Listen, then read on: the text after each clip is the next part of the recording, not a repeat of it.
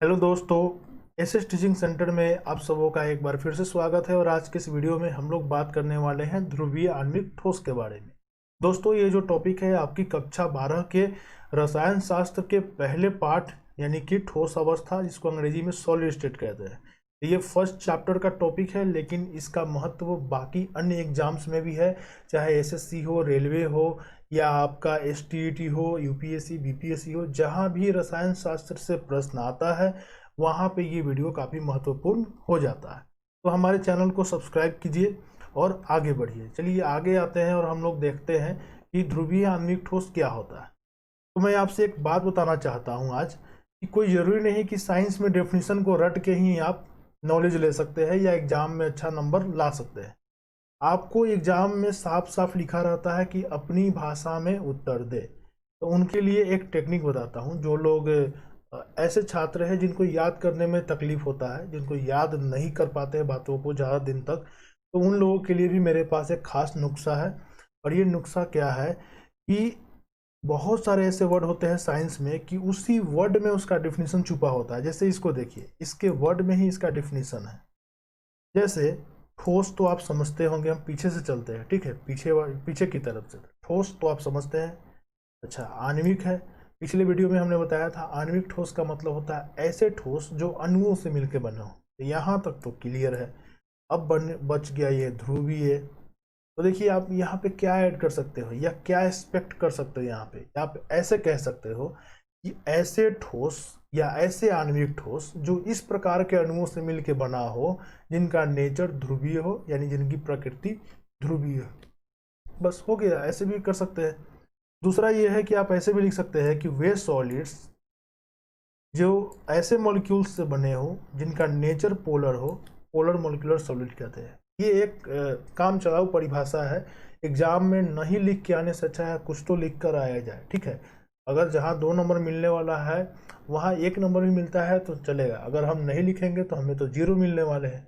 तो 0 के बजाय अगर 1 नंबर भी मिलता है तो बहुत ही अच्छी बात है। तो ये टेक्निक भी आप अप्लाई कर सकते हैं।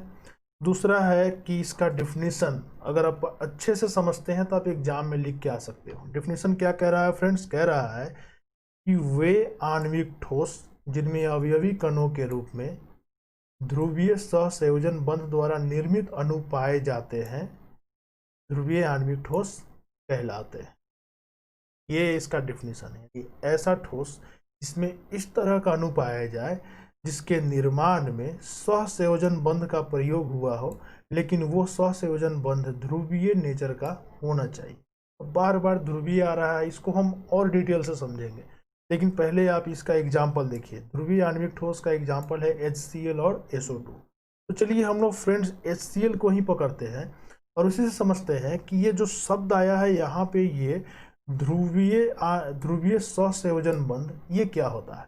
और ध्रुवीय सहसंयोजन बंध द्वारा निर्मित अणु कैसा होता है, वो किस तरह का होता है।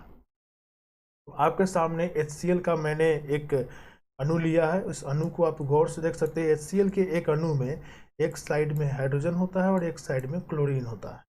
तो यहाँ पे होता क्या है फ्रेंड्स कि हाइड्रोजन और क्लोरीन दोनों के दोनों नॉन मेटल है। नॉन मेटल मतलब अधातु है। जब भी दो अधातु आपस में संयोग कर कोई मॉलिक्यूल बनाना चाहते हैं, तो रासायनिक अभिक्रिया में या जो भी वो बनना चाहते हैं, यौगिक बनना चाहते हैं, तो जो दो तत्व जो कि अधातु हो, तो वो ये लोग क्या करते हैं, अपने इलेक्ट्रॉन्स को आपस में शेयर करते हैं। वे लोग अक्सर सहसंयोजन बंध बनाते हैं। अधातु जो है सहसंयोजन बंध ही जनरली बनाते हैं। तो सह का मतलब होता है साथ और संयोजन का मतलब होता है समझौता। मतलब ये लोग आपस में समझौता करते हैं। जैसे अगर आपको मान लेते हैं कोई बिजनेस शुरू करना है, अगर आप सक्षम नहीं है तो आप एक पार्टनर ढूंढोगे।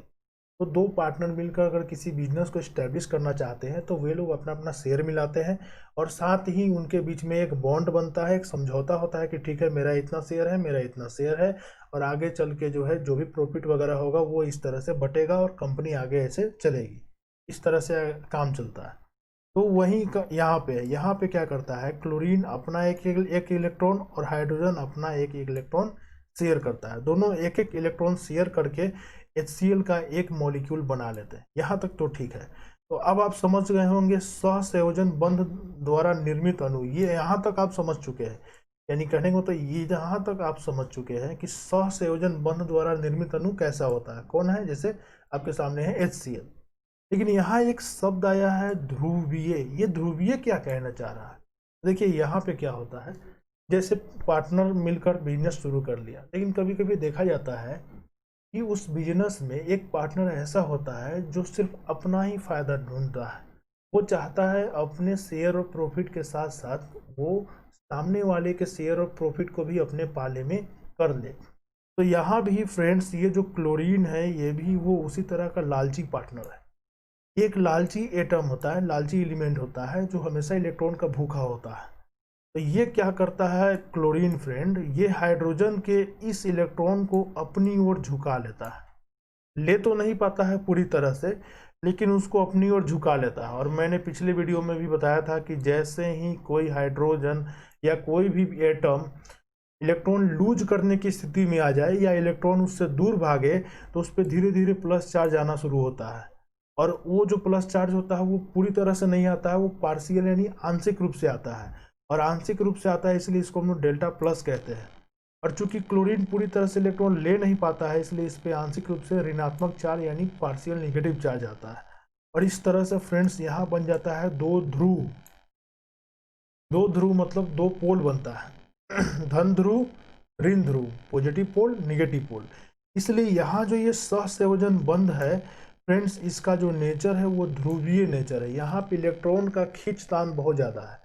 इलेक्ट्रॉन के खींचतान के कारण यहाँ पे पार्शियल पॉजिटिव और पार्शियल नेगेटिव यानी कि ध्रुवों का निर्माण हो जाता है। इसलिए इसको हम लोग ध्रुवीय सहसंयोजन बंध कहेंगे। और इस तरह से बने हुए इस मॉलिक्यूल को, इस अणु को हम लोग कहेंगे ध्रुवीय सहसंयोजन बंध द्वारा निर्मित अणु। तो अब आप समझ गए होंगे। तो मेरे ख्याल से अब हम डिफिनीशन पे यदि हम वापस लौटे तो आप यहाँ देख सकते हैं, वे आणविक ठोस जिनमें अवयवी कणों के रूप में ऐसे अणु पाए जाते हो जो ध्रुवीय सहसंयोजन बंध द्वारा निर्मित हो, उसे हम लोग आणविक ठोस कहते हैं। आप इस तरह से भी इसको लिख सकते हैं जैसे HCl, SO2 इत्यादि। तो बड़ा ही आसान है, इतनी आसानी से हम लोग इसको समझ सकते हैं। चलिए आगे बढ़ते हैं। अब हम लोग फ्रेंड्स बात कर लेते हैं ध्रुवीय आणविक ठोसों की विशेषताएं। विशेषताएं इसलिए हम लोग पढ़ते हैं फ्रेंड्स, जितना भी ऑब्जेक्टिव क्वेश्चन होता है वो जनरली विशेषताओं से ही पूछा जाता है। अगर आप विशेषताओं को नेग्लेक्ट करेंगे तो मेरे ख्याल से ऑब्जेक्टिव क्वेश्चन आप नहीं बना पाएंगे। आजकल जितने भी बोर्ड्स है, एग्जाम बोर्ड्स है, चाहे बिहार बोर्ड हो या और भी बोर्ड हो, वे लोग ऑब्जेक्टिव क्वेश्चंस पे ज़्यादा जोर दे रहे हैं, जिसमें 4 ऑप्शन होता है जिसमें से कोई एक सही होता है। तो अगर आपको ऑब्जेक्टिव बनाना है तो विशेषताओं पे ध्यान से आपको अध्ययन करना पड़ेगा उनका। तो हमारे सामने पहली विशेषता ये है कि ध्रुवीय आणविक ठोसों के अवयवी कणों के बीच में, अवयवी कणों मतलब उनके अणुओं के बीच में द्विध्रुव अन्योन क्रिया के रूप में मंद आकर्षण बल कार्य करता है। अब आप ही बताइए फ्रेंड्स, कोई भी पदार्थ ठोस अवस्था में क्यों रहता है, कैसे रहता है। कोई भी पदार्थ ठोस अवस्था में तभी रहता है जब उसके अवयवी कण क्या होते हैं, या तो परमाणु होते हैं, या तो अणु होते हैं, या तो आयन होते हैं। तो यहाँ जो अवयवी कण होगा, चूंकि हम आणविक ठोस पढ़ रहे हैं तो उनके अवयवी कण होंगे अणु। तो आणविक ठोस में क्या होता है, इसके अणु, इसको ठोस अवस्था में रहने के लिए इसके अणुओं को नज़दीक में आना बेहद जरूरी है। और कोई भी अणु ऐसे ही नज़दीक में नहीं आ जाता है, उनके बीच कोई ना कोई एक ऐसा बल है जो उनको नज़दीक लाएगा, तभी वो नज़दीक आएंगे और वो एक दूसरे के साथ चिपक जाएंगे। और इस स्थिति में वो जो पदार्थ है वो एक तरह से ठोस का रूप अख्तियार कर लेगा। तो यहाँ पे वही चीज़ कह रहा है। तो यहाँ जो वो बल है जो इन अणुओं को आपस में जोड़ने का काम करता है, एक मंद आकर्षण बल है, इसको विक वांडर वाल्स फोर्स के नाम से जानते हैं। और इस फोर्स का नाम है द्विध्रुव अन्योन क्रिया, डाइपोल डाइपोल इंटरैक्शन। इस पे ऑलरेडी एक डेडिकेटेड वीडियो मैंने बनाया है, बहुत ही अच्छे से समझाया है, उसको आप देख सकते हैं। आप उसका लिंक आपको डिस्क्रिप्शन में मिल जाएगा। अंतराण्विक बल करके एक चैप्टर है, एक टॉपिक है यूट्यूब पे, इसी चैनल पे आपको वो वीडियो मिल जाएगा। तो यहाँ हम लोग HCl के 2 मॉलिक्यूल लेते हैं। और ये जो मॉलिक्यूल है इनको आप अगर गौर से देखोगे तो देखिए यहाँ भी एक डाइपोल बन रहा है इस साइड में यानी द्विध्रुव, और इसमें भी एक द्विध्रुव बन रहा है। और इन दोनों मॉलिक्यूल्स के बीच में होगा फ्रेंड्स इंटरैक्शन। और इनके बीच में जो इंटरैक्शन होगा वो कुछ इस तरह से लगेगा, और इसके कारण जो है एक अणु दूसरे अणु को आकर्षित करेंगे और नज़दीक आएंगे। तो ध्रुवीय आणविक ठोसों के अणुओं के बीच में या उनके अवयवी कणों के बीच में द्विध्रुव अन्योन क्रिया यानी कि डाइपोल डाइपोल इंटरेक्शन एक मंद आकर्षण बल के रूप में काम करता है या वीक वांडर वाल बल के रूप में काम करता है। आगे बढ़ते हैं। दूसरी विशेषता है इनका गलनांक कम होता है। चूंकि इनके अवयवी कणों के बीच का जो क्या बोलते हैं उसको इंटरेक्शन जिसको बोलते हैं आकर्षण बल जो बोलते हैं वो एक मंद आकर्षण बल होता है। इस कारण से इनका गलनांक जो होता है काफ़ी कम होता है। काफ़ी गलनांक कम होने का मतलब जो हम इनको पिघलाना चाहेंगे हीट देकर, इस ठोस को अगर हम लिक्विड फॉर्म में बदलना चाहेंगे तो हमें ज़्यादा टेम्परेचर की आवश्यकता नहीं होगी। क्यों? क्योंकि इनके अवयवी कणों के बीच का जो आकर्षण है बहुत कम है। तो थोड़ा सा हीट देंगे वो एक्साइटेड होकर दूर चले जाएंगे और जैसे ही दूर जाएंगे वैसे ही लिक्विड फॉर्म में बदलना शुरू हो जाएंगे। कमरे के ताप पर ये प्रायः मुलायम ठोस अथवा द्रव अवस्था या गैस के रूप में पाए जाते हैं। कमरे के ताप पे फ्रेंड्स आणविक ठोस जनरली मुलायम ठोस के रूप में या द्रव अवस्था में या गैस अवस्था में पाए जाते हैं। अगर हम HCl की बात करें, हाइड्रोक्लोरिक एसिड की बात करें, तो ये कमरे के ताप पे प्रायः जो है आपको लिक्विड फॉर्म में ही मिलेगा। चलिए आगे आते हैं और हम लोग बात करते हैं। अगला गुण है कि ये विद्युत के कुचालक होते हैं। विद्युत के कुचालक इसलिए होते हैं कि फ्रेंड्स इनके पास जो भी इलेक्ट्रॉन होता है वो सब इंगेज्ड होता है, यानी कहने का मतलब जो भी इलेक्ट्रॉन होता है या तो बॉन्ड बना रहा होता है या तो उसको एटम्स जकड़ के अपने प्रभाव क्षेत्र में रखते हैं। इनके पास फ्री इलेक्ट्रॉन नहीं होता है, क्योंकि ये जो आणविक ठोस होते हैं, ये जो ध्रुवीय आणविक ठोस होते हैं जनरली जो होते हैं इनके पास कोई भी मुक्त आयन या कोई भी जो है मुक्त इलेक्ट्रॉन नहीं पाया जाता है।